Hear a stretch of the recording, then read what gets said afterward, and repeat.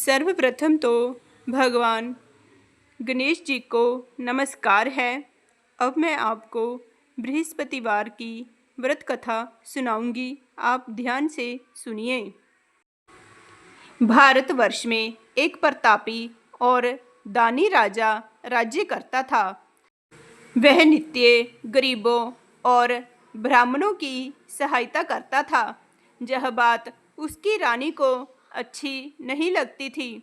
वह ना ही गरीबों को दान देती, ना ही भगवान का पूजन करती थी और राजा को भी दान देने से मना किया करती थी।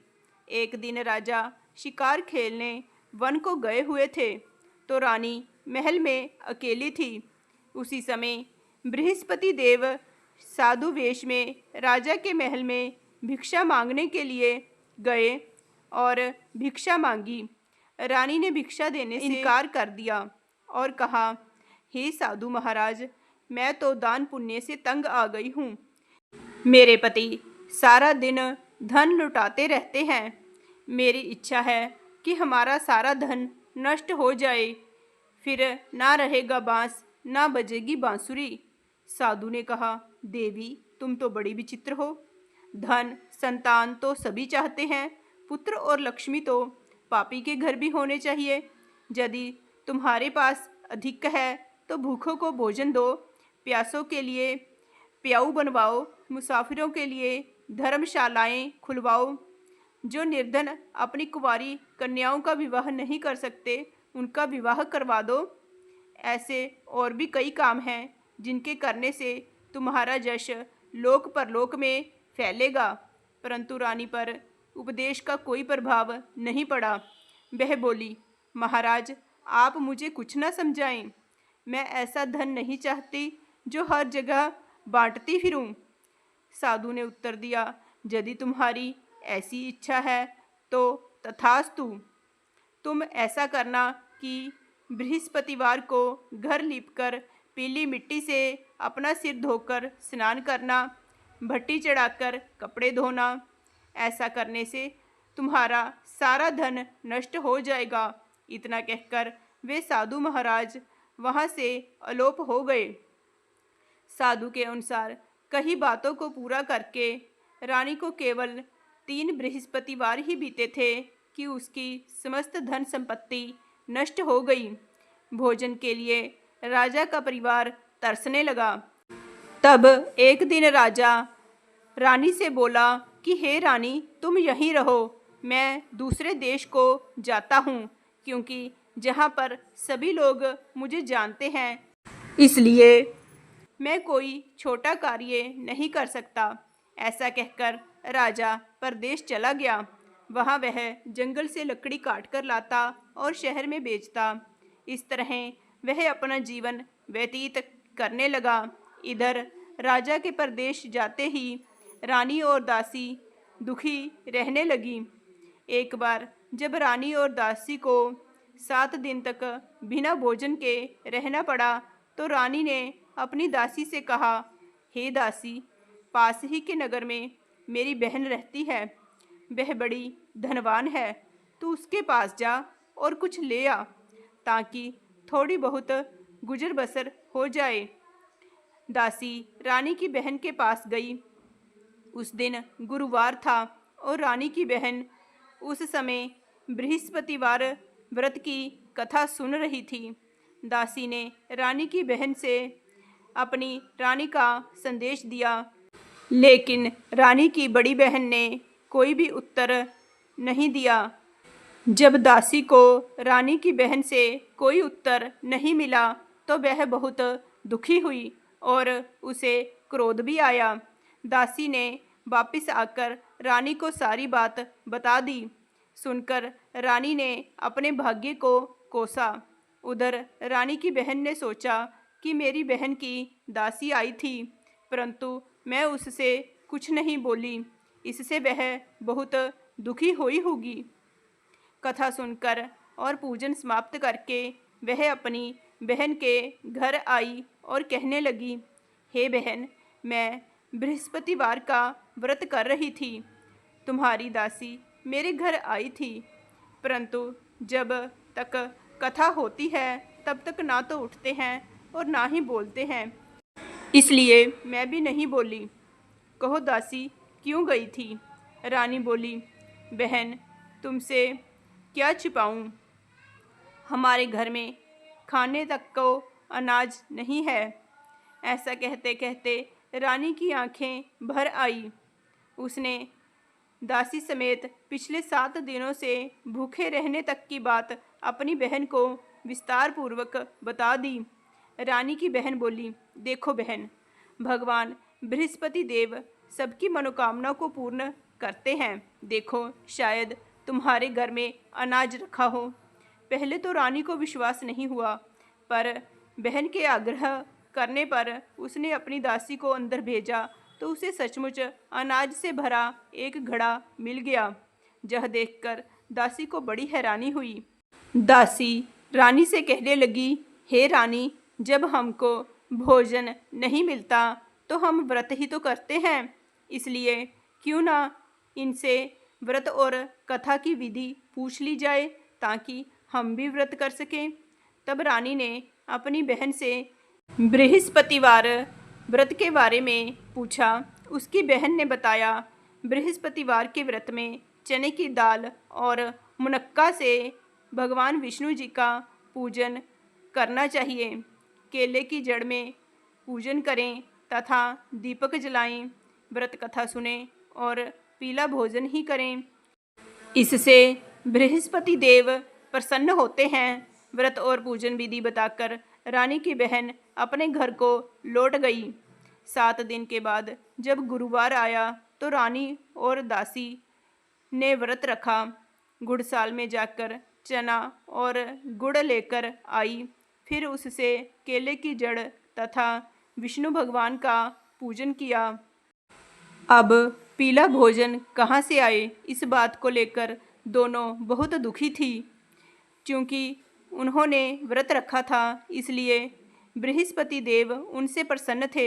इसलिए वे एक साधारण व्यक्ति का रूप धारण कर 2 थालों में सुंदर पीला भोजन दासी को दे गए। भोजन पाकर दासी प्रसन्न हुई और फिर रानी के साथ मिलकर भोजन ग्रहण किया। उसके बाद वे सभी गुरुवार को व्रत और पूजन करने लगी। बृहस्पति देव की कृपा से उनके पास फिर से धन संपत्ति आ गई, परंतु रानी फिर से पहले की तरह आलस्य करने लगी। तब दासी बोली, देखो रानी, तुम पहले भी इस प्रकार आलस्य करती थी। तुम्हें धन रखने में कष्ट होता था, इस कारण सभी धन नष्ट हो गया, और अब जब भगवान बृहस्पति की कृपा से धन मिला है तो तुम्हें फिर से आलस्य होता है। रानी को समझाते हुए दासी कहती है कि बड़ी मुसीबतों के बाद हमने यह धन पाया है, इसलिए हमें दान पुण्य करना चाहिए, भूखे मनुष्यों को भोजन कराना चाहिए और धन को शुभ कार्यों में खर्च करना चाहिए, जिससे तुम्हारे कुल का यश बढ़ेगा, स्वर्ग की प्राप्ति होगी और पितृ प्रसन्न होंगे। दासी की बात मानकर रानी अपना धन शुभ कार्यों में खर्च करने लगी, जिससे पूरे नगर में उसका यश फैलने लगा। एक दिन राजा दुखी होकर जंगल में एक पेड़ के नीचे आसन जमाकर बैठ गया। वह अपनी दशा को याद करके व्याकुल होकर रोने लगा। बृहस्पतिवार का दिन था। एकाएक उसने देखा कि निर्जन वन में एक साधु प्रकट हुए। वह साधु वेश में स्वयं बृहस्पति देवता थे। लकड़हारे के सामने आकर वे बोले, हे लकड़हारे, इस सुनसान जंगल में तू चिंतामग्न क्यों बैठा है? लकड़हारे ने दोनों हाथ जोड़कर प्रणाम किया और उत्तर दिया, महात्मा जी, आप सब कुछ जानते हैं, मैं क्या कहूँ? यह कहकर वह रोने लगा और साधु को अपनी आत्मकथा सुनाई। महात्मा जी ने कहा, तुम्हारी स्त्री ने बृहस्पति के दिन बृहस्पति भगवान का निरादर किया है, जिसके कारण रुष्ट होकर उन्होंने तुम्हारी यह दशा कर दी। अब तुम चिंता को दूर करके मेरे कहने पर चलो तो तुम्हारे सब कष्ट दूर हो जाएंगे और भगवान पहले से भी अधिक संपत्ति देंगे। तुम बृहस्पति के दिन कथा किया करो। 2 पैसे के चने मुनक्का लाकर उसका प्रसाद बनाओ और शुद्ध जल से लोटे में शक्कर मिलाकर अमृत तैयार करो। कथा के पश्चात अपने सारे परिवार और सुनने वाले प्रेमियों में अमृत व प्रसाद बांटकर आप भी ग्रहण करो। ऐसा करने से भगवान तुम्हारी सब मनोकामनाएं पूरी करेंगे। साधु के ऐसे वचन सुनकर लकड़हारा बोला, हे प्रभु, मुझे लकड़ी बेचकर इतना पैसा नहीं मिलता जिससे भोजन के उपरांत कुछ बचा सकूं। मैंने रात्रि में अपनी स्त्री को व्याकुल देखा। मेरे पास कुछ भी नहीं जिससे मैं उसकी खबर मंगा सकूं। साधु ने कहा, हे लकड़हारे, तुम किसी बात की चिंता मत करो। बृहस्पति के दिन तुम रोजाना की तरह लकड़ियां लेकर शहर को जाओ। तुमको रोज से दुगना धन प्राप्त होगा, जिससे तुम भली भांति भोजन कर लोगे तथा बृहस्पति देव की पूजा का सामान भी आ जाएगा। इतना कहकर साधु अंतर ध्यान हो गए। धीरे धीरे समय व्यतीत होने पर फिर वही बृहस्पतिवार का दिन आया। लकड़हारा जंगल से लकड़ी काटकर किसी शहर में बेचने गया। उसे उस दिन और दिनों से अधिक पैसा मिला। राजा ने चना गुड़ आदि लाकर गुरुवार का व्रत किया। उस दिन से उसके सभी क्लेश दूर हुए। परंतु जब दोबारा गुरुवार का दिन आया तो वह बृहस्पतिवार का व्रत करना भूल गया। इस कारण बृहस्पति भगवान नाराज हो गए। उस दिन उस नगर के राजा ने विशाल यज्ञ का आयोजन किया तथा शहर में यह घोषणा करा दी कि कोई भी मनुष्य अपने घर में भोजन ना बनावे, ना ही आग जलावे। समस्त जनता मेरे यहाँ भोजन करने आवे। इस आज्ञा को जो ना मानेगा उसे फांसी की सजा दी जाएगी। इस तरह की घोषणा संपूर्ण नगर में करवा दी गई। राजा की आज्ञा अनुसार शहर के सभी लोग भोजन करने गए, लेकिन लकड़हारा कुछ देर से पहुंचा, इसलिए राजा उसको अपने साथ घर ले गए और ले जाकर भोजन करा रहे थे तो रानी की दृष्टि उस खूंटी पर पड़ी जिस पर उसका हार लटका हुआ था। वह वहाँ पर दिखाई नहीं दिया। रानी ने निश्चय किया कि मेरा हार इस मनुष्य ने चुरा लिया है। उसी समय सिपाहियों को बुलाकर उसको कारागार में डलवा दिया। जब लकड़हारा कारागार में पड़ गया और बहुत दुखी होकर विचार करने लगा कि ना जाने कौन से पूर्व जन्म के कर्म के कारण मुझे यह दुख प्राप्त हुआ है, और उसी साधु को याद करने लगा जो कि जंगल में मिला था। उसी समय तत्काल बृहस्पति देव साधु के रूप में प्रकट हुए और उसकी दशा को देखकर कहने लगे, अरे मूर्ख, तूने बृहस्पति देव की कथा नहीं की, इस कारण तुझे दुख प्राप्त हुआ है। अब चिंता मत कर। बृहस्पतिवार के दिन कारागार के दरवाजे पर 4 पैसे पड़े मिलेंगे। उनसे तू बृहस्पति देव की पूजा करना, तेरे सभी कष्ट दूर हो जाएंगे। बृहस्पतिवार के दिन उसे 4 पैसे मिले। लकड़हारे ने कथा कही। उसी रात्रि को बृहस्पति देव ने उस नगर के राजा को स्वप्न में कहा, हे राजा, तुमने जिस आदमी को कारागार में बंद कर दिया है वह निर्दोष है, वह राजा है, उसे छोड़ दो। रानी का हार उसी खूंटी पर लटका है। अगर तू ऐसा नहीं करेगा तो मैं तेरे राज्य को नष्ट कर दूंगा।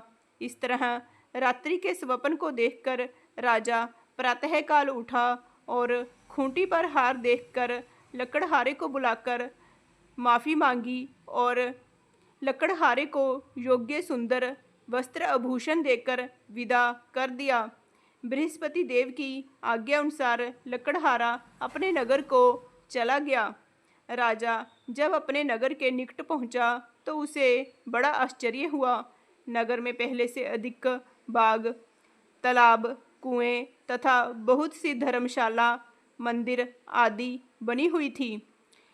राजा ने पूछा कि यह किसका बाग और धर्मशाला है।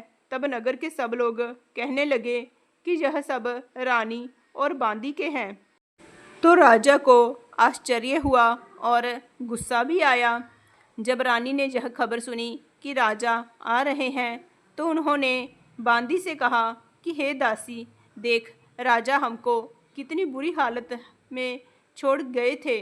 हमारी ऐसी हालत देखकर वह लौट न जाएं, इसलिए तू दरवाजे पर खड़ी हो जा। आज्ञा अनुसार दासी दरवाजे पर खड़ी हो गई। राजा आए तो उन्हें अपने साथ ले आई। तब राजा ने क्रोध करके अपनी रानी से पूछा कि यह धन तुम्हें कैसे प्राप्त हुआ है। तब उन्होंने कहा, हमें यह सब धन बृहस्पति देव के इस व्रत के प्रभाव से प्राप्त हुआ है। राजा ने निश्चय किया कि 7 रोज बाद तो सभी बृहस्पति देव का पूजन करते हैं, परंतु मैं प्रतिदिन दिन में 3 बार कहानी तथा रोज व्रत किया करूँगा।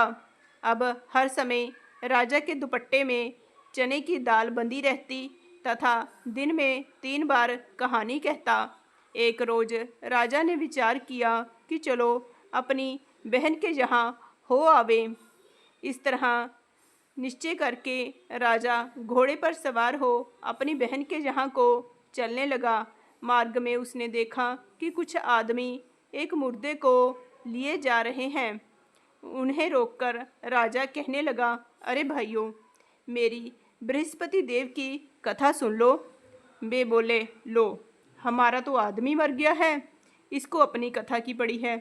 परंतु कुछ आदमी बोले, अच्छा कहो, हम तुम्हारी कथा भी सुनेंगे।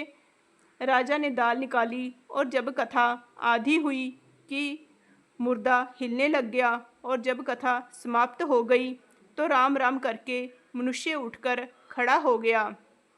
आगे मार्ग में उसे एक किसान खेत में हल चलाता मिला। राजा ने उसे देखकर उससे कहा, अरे भैया, तुम मेरी बृहस्पतिवार की कथा सुन लो। किसान बोला, जब तक मैं तेरी कथा सुनूंगा तब तक 4 हरैया जोत लूँगा। जा अपनी कथा किसी और को सुनाना। इस तरह राजा आगे चलने लगा। राजा के हटते ही बैल पछाड़ खाकर गिर गए तथा किसान के पेट में बड़ी जोर का दर्द होने लगा। उस समय उसकी माँ रोटी लेकर आई। उसने जब यह देखा तो अपने पुत्र से सब हाल पूछा और बेटे ने सभी हाल कह दिया।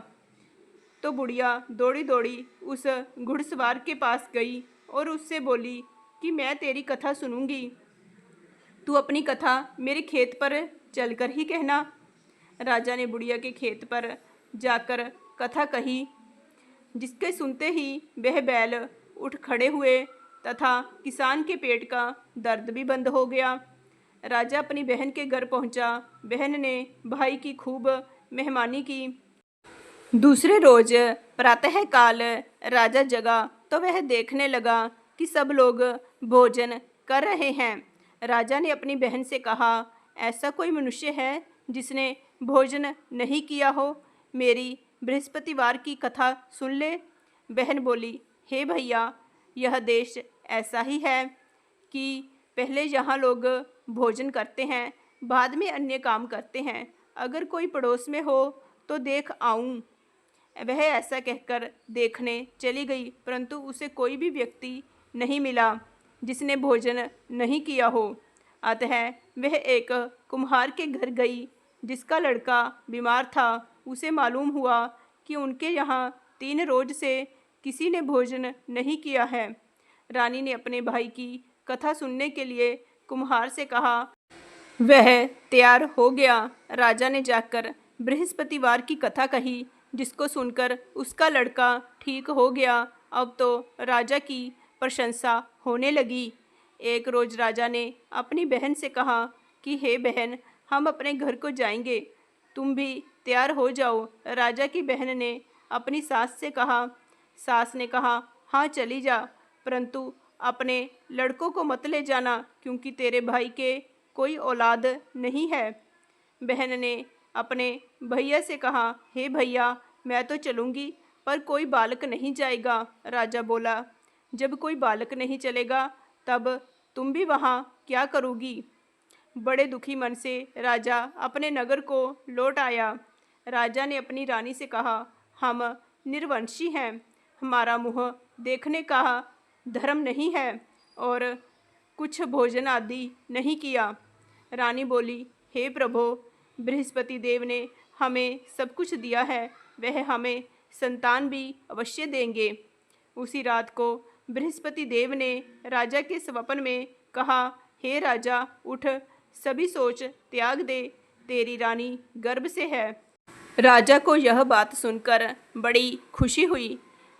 9वें महीने में रानी के गर्भ से एक सुंदर पुत्र उत्पन्न हुआ।